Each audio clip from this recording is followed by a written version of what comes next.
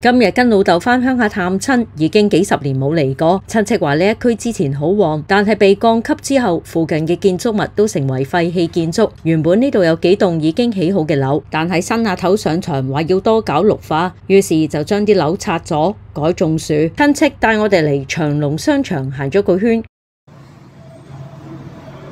行完商場帶我哋返屋企食飯。去佢屋企要經過環珠力村，隔咗一陣畫風突變，由舊城變為新規劃嘅住宅群。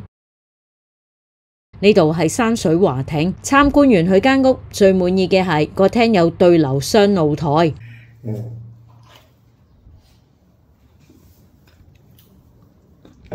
該。2-3歲先好啊1歲零7個月。唔係2-3歲先好啊。係2歲，依家都差唔多啦。依家要提心吊膽嗰度慘咧。係差唔多啦。睇笑眼都唔掂啊。係睇笑眼都。食完飯傾咗陣，跟住親戚又帶我哋去常平最旺嘅地方行個圈。